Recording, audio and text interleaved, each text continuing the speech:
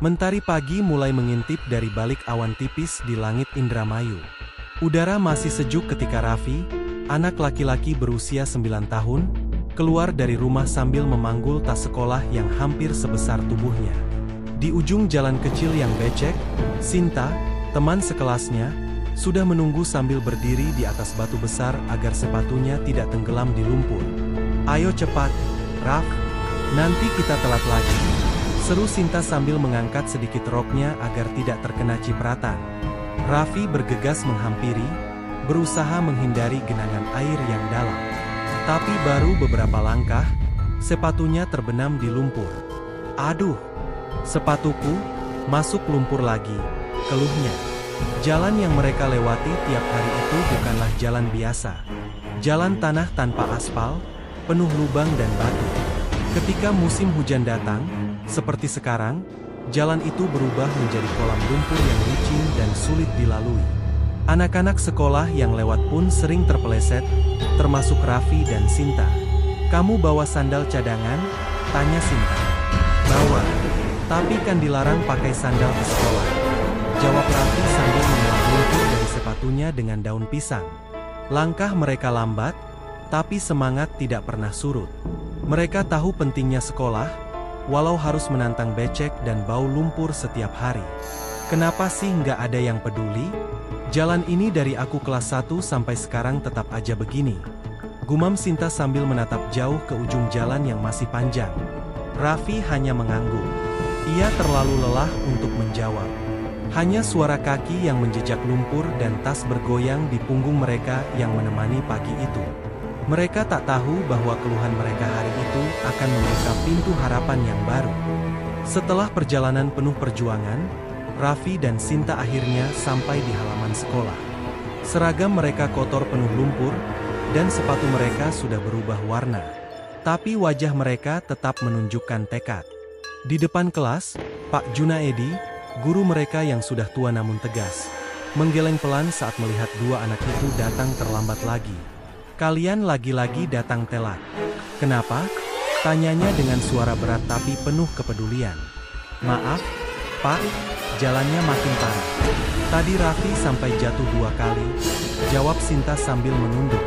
Pak Junaedi menghela napas. Ia tahu kondisi jalan di desa mereka memang buruk. Sebenarnya bukan hanya Raffi dan Sinta yang mengeluh, tapi hampir semua murid yang rumahnya jauh. Pak juga tahu. Tapi sekolah tetap harus dimulai tepat waktu. "Kalian harus berangkat lebih pagi lagi, ya?" nasihat Pak Junaedi meski hatinya ikut miris. Raffi dan Sinta duduk di bangku belakang. Mereka diam saja selama pelajaran pertama. Bukan karena malas, tapi tubuh mereka masih terasa pegal. Dan pikiran mereka lelah oleh kenyataan yang selalu sama setiap pagi. Saat istirahat, mereka duduk di bawah pohon mangga besar di halaman sekolah. Beberapa teman ikut bergabung. Topik pembicaraan selalu sama, jalan rusak. "Kemarin aku bawa sepeda, bannya bocor kena batu tajam," kata Denny, teman sebangku Raffi. "Aku pernah bawa motor sama kakak. Kami jatuh. Kaki kakakku luka, timpal angin." Semua murid punya cerita sendiri tentang jalan itu. Tapi mereka hanya bisa bercerita dan mengeluh satu sama lain. Tidak ada orang dewasa yang benar-benar mendengarkan, apalagi bertindak. "Andai aja ada orang penting yang bisa bantu kita. Jalan ini harusnya sudah lama diperbaiki," ujar Sinta pelan. "Orang penting nggak mungkin lihat kita. Kita cuma anak-anak," jawab Raffi lesu. Kata-kata itu menyakitkan, tapi bagi mereka itulah kenyataan. Anak-anak desa kecil. Siapa yang mau dengar suara mereka? Bel sekolah berbunyi, menandakan pelajaran akan dimulai kembali. Mereka kembali ke kelas, membawa kelelahan fisik dan rasa putus asa yang tak bisa diungkapkan dengan jelas. Namun di dalam hati kecil mereka, harapan itu belum padam sepenuhnya. Meski jauh di mata, sekolah tetap tujuan. Dan meski suara mereka kecil, suatu hari mungkin akan ada yang mendengar. Langit mulai mendung ketika bel pulang sekolah berbunyi. Raffi dan Sinta melangkah keluar dari kelas dengan langkah lelah, membawa tas yang kini lebih berat karena seragam basah dan sepatu penuh lumpur. Kayaknya hujan mau turun lagi, kata Sinta sambil menatap awan gelap di atas sana. Iya, kalau hujan deras, jalan pulangnya bakal lebih parah dari tadi pagi, balas Raffi pelan. Mereka tak langsung pulang. Di tengah perjalanan, mereka berhenti di sebuah saung kecil di pinggir sawah, tempat mereka biasa berteduh jika hujan atau ingin sekadar istirahat. Angin berhembus pelan membawa bau tanah basah yang khas. Sinta duduk sambil menggantungkan kakinya ke bawah. Ia menatap kosong ke jalan tanah yang terbentang di depan mereka. Aku capek, Raf. Tiap hari harus lewat jalan itu. Kadang aku mikir, kenapa sih kita harus sekolah kalau jalannya begini terus? Raffi terdiam. Ia memahami apa yang dirasakan Sinta karena ia juga merasakannya. Tapi tak tahu harus menjawab apa. Mereka hanyalah anak-anak yang sedang belajar memahami dunia yang keras. Aku suka sekolah, lanjut Sinta pelan. Tapi aku benci jalan ini. Seakan-akan dunia nggak peduli sama anak-anak seperti kita. Raffi mengambil sepotong ranting dan menggambar-gambar sesuatu di tanah. Kita udah pernah bilang ke orang-orang desa. Mereka cuma angguk-angguk. Tapi nggak pernah ada yang datang lihat. Kalau aja ada orang penting yang lewat sini, mungkin mereka bakal ngerti, ujar Sinta sambil mengangkat wajahnya, menatap langit yang mulai meneteskan gerimis. Kang Deddy Mulyadi pernah bantu orang-orang di tempat lain. Ya? Tanya Raffi tiba-tiba. Ia ingat pernah melihat video di ponsel milik kakaknya, tentang seorang tokoh yang selalu turun langsung ke lapangan. Iya, dia baik. Dengar cerita orang, dia suka bantu anak-anak dan orang kecil. Jawab Sinta. Tapi dia pasti sibuk. Nggak mungkin datang ke desa kecil kayak kita. Raffi tersenyum pahit. Kalau aku ketemu dia, aku mau bilang, Kang, kami cuma mau jalan yang layak buat sekolah. Nggak minta banyak. Mereka berdua terdiam. Hujan turun perlahan, dan di tengah derasnya rintik itu, suara hati dua anak kecil mengalun pelan. Terlalu lirih untuk didengar dunia, tapi terlalu kuat untuk diabaikan selamanya. Mereka tak tahu bahwa keluh kesah yang mereka ucapkan hari itu akan menjadi awal dari sesuatu yang besar. Sesuatu yang tidak pernah mereka bayangkan bisa terjadi di desa kecil mereka. Matahari sudah muncul lagi keesokan paginya setelah semalaman hujan mengguyur desa.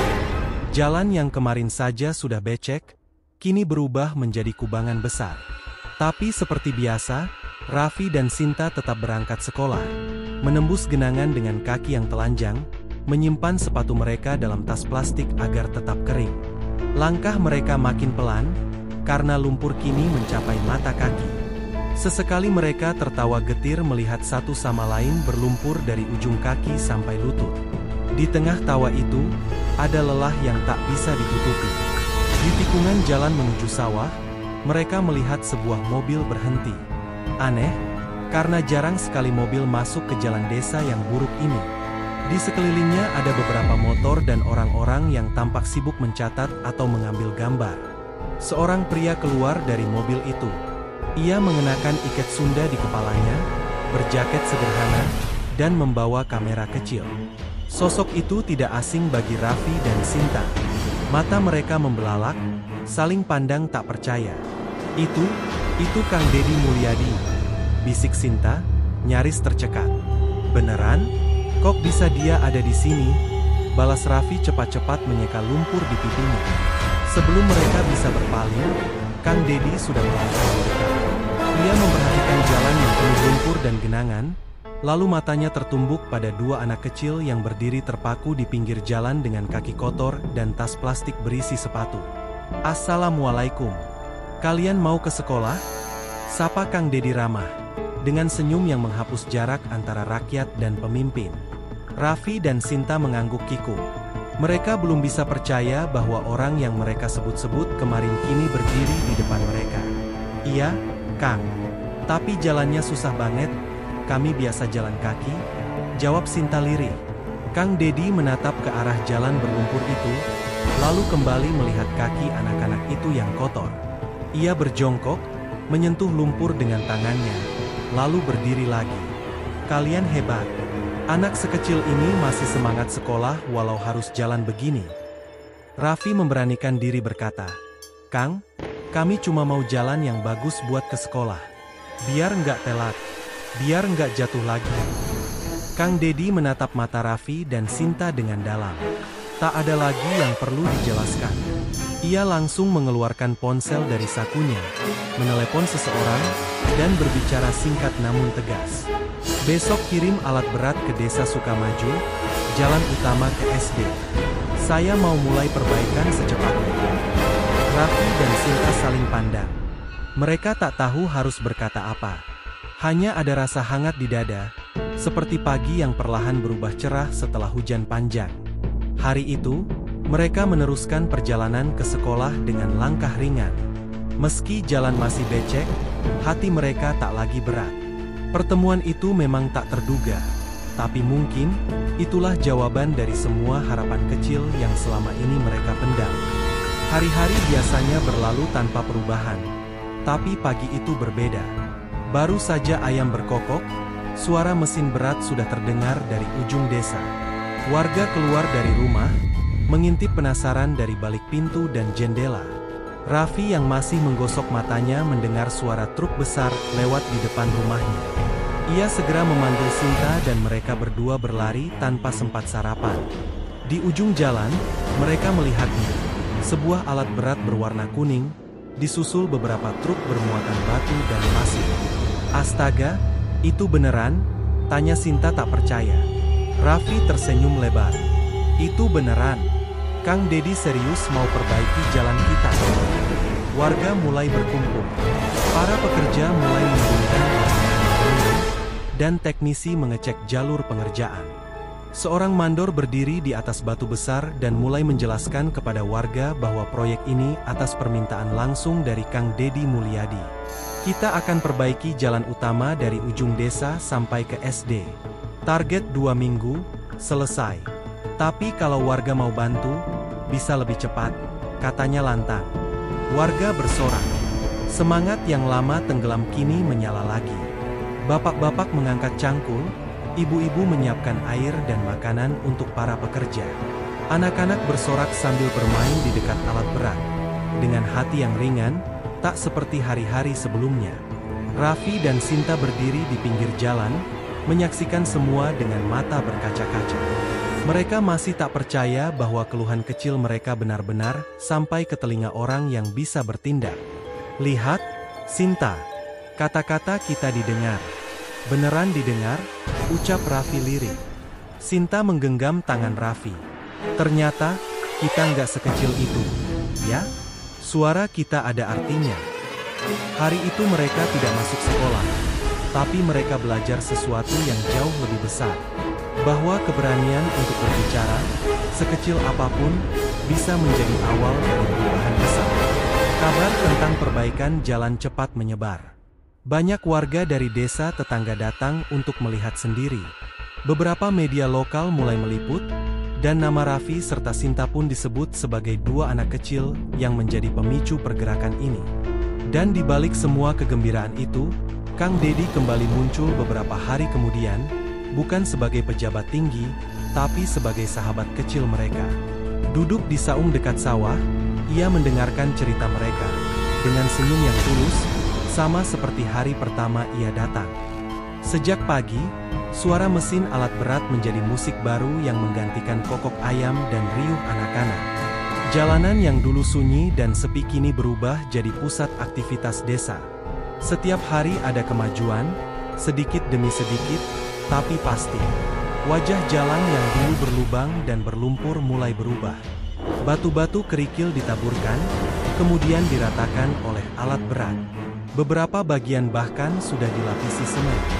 Raffi dan Sinta tak pernah absen datang melihat proses itu sepulang sekolah. Mereka menyapa para pekerja, sesekali menawarkan minum, dan bertanya dengan polos tentang alat-alat yang mereka lihat. Para pekerja menyambut mereka dengan senyum lebar, menyukai semangat dua anak yang menjadi alasan semua ini dimulai. Kalau besar nanti, aku mau jadi insinyur, kata Raffi suatu sore sambil duduk di atas tumpukan pasir. Kalau aku, mau jadi jurnalis. Biar bisa cerita ke orang-orang tentang anak-anak seperti kita, balas Sinta. Pekerjaan terus berjalan lancar. Setiap hari, Jalan yang semula menakutkan kini menjadi lebih bersahabat. Anak-anak yang dulu berjalan sambil mengangkat kaki dari lumpur kini bisa berlari-lari kecil dengan sepatu bersih. Warga desa ikut bahu-membahu. Tak ada yang hanya duduk diam. Perubahan ini bukan hanya soal jalan, tapi juga tentang semangat yang lama hilang kini kembali hidup. Mereka merasa dilihat, didengar, dan dihargai. Di sekolah, Pak Junaedi pun tersenyum saat melihat murid-murid datang lebih awal. Wajah mereka cerah dan seragam mereka bersih. Ia menepuk bahu Raffi dan Sinta. "Kalian luar biasa. Jalan ini berubah karena kalian berani bicara." Raffi tersipu, sementara Sinta tersenyum bangga. "Tapi kami nggak sendirian, Pak. Semua orang juga bantu." Beberapa hari kemudian, papan besar dipasang di ujung jalan. Bertuliskan, "Jalan Harapan dibangun atas aspirasi anak-anak desa." Di bawahnya tertulis kecil, "Terima kasih Raffi dan Sinta." Melihat nama mereka di sana, keduanya terdiam. Itu bukan soal terkenal, tapi rasa bahwa suara kecil mereka benar-benar telah mengubah sesuatu. Sesuatu yang nyata. Di malam hari, saat suara mesin telah berhenti dan desa kembali hening, terdengar nyanyian jangkrik dan angin yang berembus lembut. Tapi ada satu hal yang tetap tinggal di udara, harapan baru yang tak akan pernah hilang. Jalan itu kini bukan hanya jalur menuju sekolah, tapi simbol bahwa perubahan bisa dimulai dari 2 langkah kecil dan 1 keberanian untuk bersuara. 3 minggu setelah pengerjaan dimulai, jalan desa akhirnya rampung. Kini membentang mulus dari ujung permukiman hingga gerbang sekolah. Tak ada lagi lumpur, lubang, atau genangan air yang menyulitkan langkah anak-anak. Pagi itu, suasana desa berbeda dari biasanya. Anak-anak berjalan dengan seragam rapi, sepatu bersih, dan wajah berseri-seri. Tak ada lagi rasa takut terpeleset atau terlambat karena jalan yang rusak. Raffi dan Sinta berdiri di tepi jalan, memperhatikan jalur yang dulu penuh derita kini menjadi tempat membaris penuh semangat. Mereka seolah tidak percaya bahwa jalan itu dulunya adalah sumber keluh kesah mereka. "Mimpiku jadi nyata, Sin," kata Raffi pelan. "Akhirnya, kita bisa berangkat sekolah tanpa kotor-kotoran." Sinta mengangguk, senyumnya merekah. "Dulu kita cuma bisa berharap. Tapi ternyata, harapan itu bisa jadi kenyataan kalau kita berani ngomong." Di sekolah, suasana juga berubah. Murid-murid lebih banyak tersenyum, lebih sedikit datang terlambat. Guru-guru pun lebih bersemangat mengajar. Jalan baru itu memberi energi baru untuk semua orang. Pak Junaedi berdiri di depan kelas, membuka pelajaran dengan cerita tentang perjuangan dan kekuatan suara. "Perubahan besar bisa dimulai dari hal kecil," katanya, menatap ke arah Raffi dan Sinta yang duduk di barisan depan. Tak lama setelah itu, kepala desa datang ke sekolah. Ia membawa sebuah piagam penghargaan dari pemerintah kabupaten untuk Raffi dan Sinta, sebagai simbol aspirasi rakyat kecil yang berdampak besar. "Kalian membuktikan bahwa anak-anak pun bisa jadi agen perubahan," ujar sang kepala desa. Warga yang hadir bertepuk tangan meriah, dan beberapa ibu-ibu meneteskan air mata bangga. Kini setiap kali Raffi dan Sinta melewati jalan itu, mereka tidak hanya melihat aspal yang mulus, tapi juga jejak langkah perjuangan. Setiap batu yang tertanam seolah menyimpan cerita tentang keberanian dan harapan. Anak-anak desa lain mulai mengikuti jejak mereka. Ada yang mulai menulis surat kepada pejabat, ada pula yang mulai membersihkan lingkungan sekolah tanpa disuruh. Perubahan kecil bermunculan, tumbuh dari semangat yang sama. Jalan itu tidak hanya menghubungkan rumah ke sekolah, tapi juga menghubungkan masa depan dengan mimpi-mimpi kecil yang dulunya dianggap terlalu jauh. Kini mimpi itu terasa sangat dekat, hanya sejarak langkah. Dan di ujung jalan baru itu, Raffi dan Sinta tahu satu hal pasti, mereka telah menyalakan cahaya. Kecil, namun cukup terang untuk menuntun langkah anak-anak desa lain menuju masa depan yang lebih baik. Hari itu desa Sukamaju dipenuhi kegembiraan. Warga berkumpul di balai desa untuk acara syukuran atas selesainya perbaikan jalan. Warna-warni bendera dan tenda menghiasi lapangan, suara musik tradisional menggema. Raffi dan Sinta berdiri di tengah-tengah warga dengan rasa bangga dan haru. Mereka tak menyangka bahwa keluhan kecil mereka bisa menjadi alasan perubahan besar di desa mereka. Kang Deddy Mulyadi hadir sebagai tamu kehormatan. Ia disambut dengan tepuk tangan meriah dan senyum hangat dari semua orang, terutama dua anak kecil yang menjadi inspirasinya. Di atas panggung, kepala desa memberikan sambutan. Ia mengungkapkan rasa terima kasih atas kerja keras Kang Deddy dan dukungan warga yang tak kenal lelah. Jalan baru itu bukan hanya infrastruktur, tapi juga lambang persatuan. Saya bangga kepada kalian semua, terutama Raffi dan Sinta. Kalian membuktikan bahwa suara anak-anak pun bisa didengar dan membawa perubahan, kata kepala desa dengan suara tulus. Raffi dan Sinta dipanggil ke depan untuk menerima piagam penghargaan. Mata mereka berkaca-kaca, tak percaya bisa berdiri di situ mewakili seluruh desa. Kang Deddy mengambil mikrofon, berbicara dengan suara lembut tapi penuh semangat. Perubahan besar tidak selalu datang dari orang dewasa. Kadang, suara kecil anak-anaklah yang menggerakkan hati dan tangan kami. Ia mengajak semua anak-anak untuk terus bermimpi dan tidak takut menyuarakan apa yang mereka rasakan. Kalian adalah harapan masa depan, katanya. Acara dilanjutkan dengan hiburan dari kelompok seni lokal. Anak-anak menari dan bernyanyi dengan riang, tanda kebahagiaan yang menyatu di udara. Saat acara selesai, banyak warga mendekati Raffi dan Sinta, mengucapkan terima kasih dan memeluk mereka dengan hangat. Raffi merasa tubuhnya penuh dengan energi baru. Sinta berkata pada Raffi, "Aku nggak nyangka suara kita bisa sampai ke sini. Ini semua berkat keberanian kita." Raffi mengangguk. Iya, dan kita harus terus ingat bahwa perubahan itu mungkin kalau kita berani bertindak. Malam itu, desa Sukamaju tidur dengan damai.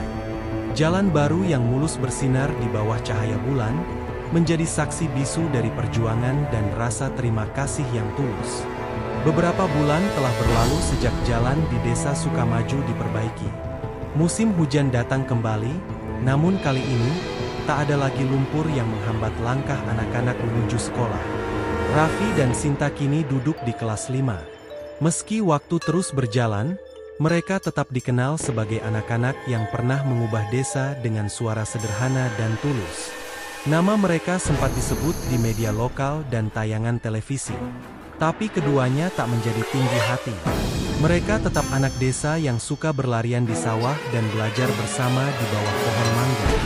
Suatu hari, sekolah mereka kedatangan tamu dari kabupaten. Seorang pejabat pendidikan datang membawa program beasiswa untuk anak-anak desa berprestasi dan aktif menyuarakan perubahan. Raffi dan Sinta kembali dipanggil ke depan. Kali ini bukan hanya untuk menerima penghargaan, tapi juga kesempatan belajar keluar kota bersama siswa-siswa inspiratif lainnya. "Kami ingin menanam semangat kalian ke anak-anak di desa lain," kata pejabat itu. "Kalian jadi teladan, bahwa perubahan bisa dimulai dari siapapun, bahkan dari anak kecil." Perjalanan keluar kota membuka mata Raffi dan Sinta. Mereka bertemu anak-anak dari berbagai latar belakang. Semuanya memiliki cerita, harapan, dan perjuangan sendiri. Tapi satu hal sama, mereka semua ingin masa depan yang lebih baik. Sepulangnya dari program itu, Raffi mulai menulis cerita pendek. Ia ingin menuliskan kisahnya agar anak-anak lain tak merasa kecil atau tak berarti. Sinta mulai membuat majalah dinding di sekolah, memuat tulisan, gambar, dan pesan-pesan semangat. Jalan yang dulu jadi tempat mereka menangis kini jadi jalur pulang pergi penuh senyum. Anak-anak desa tak lagi takut hujan, karena mereka tahu, jalan mereka sudah kuat, seperti tekad mereka.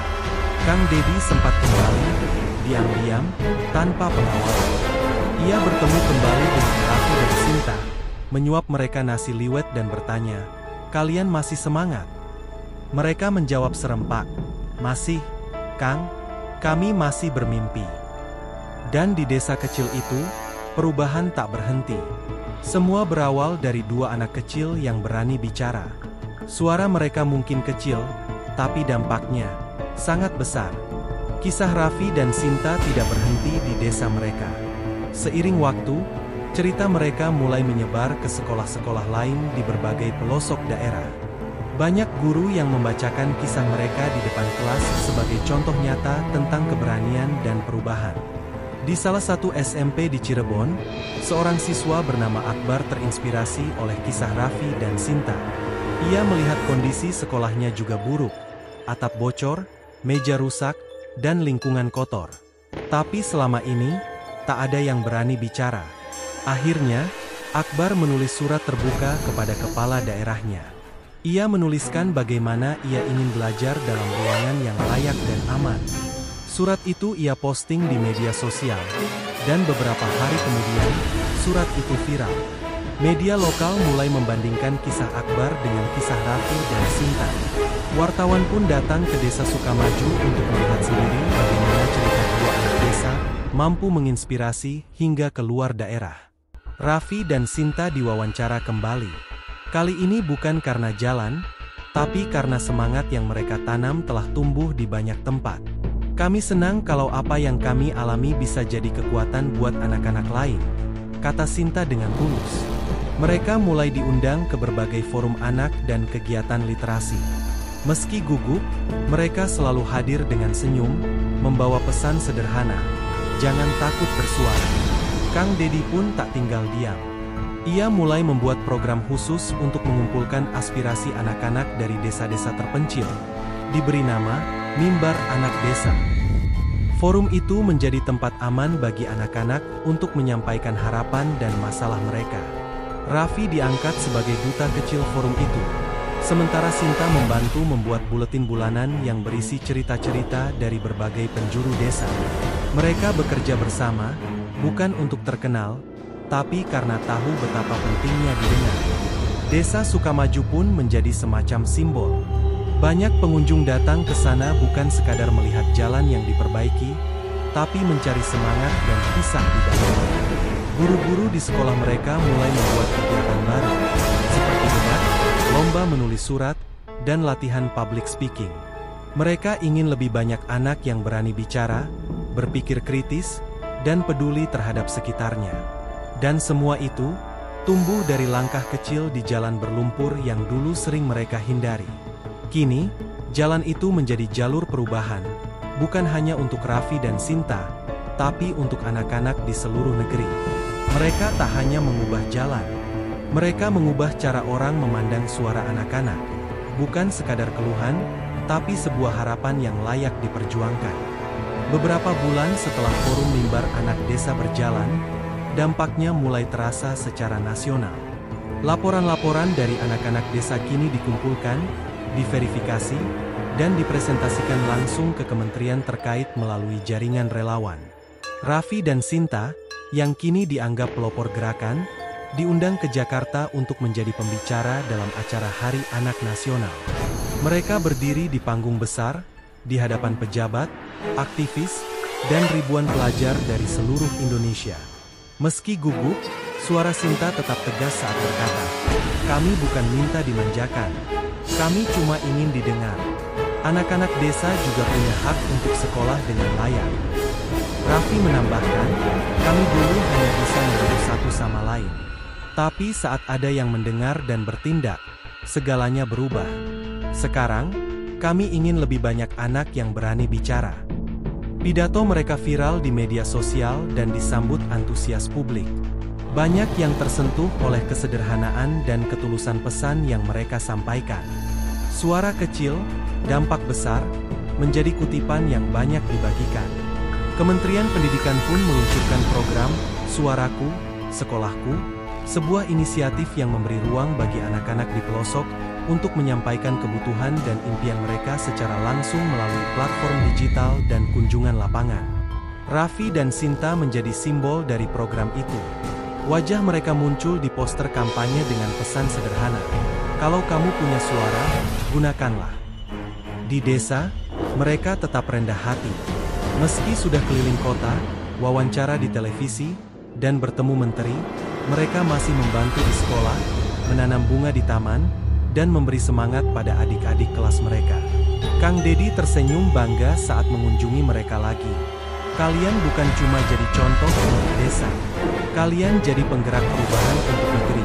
Katanya, sambil menepuk bahu Raffi. Kini bukan hanya jalan yang berubah.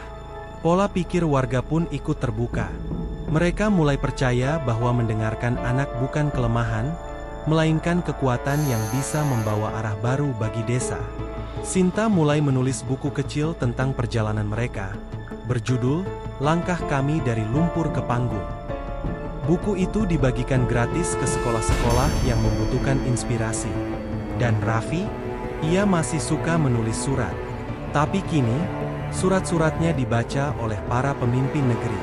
Suaranya, yang dulu hanya terdengar di jalan becek, kini menggema sampai ke gedung-gedung tinggi di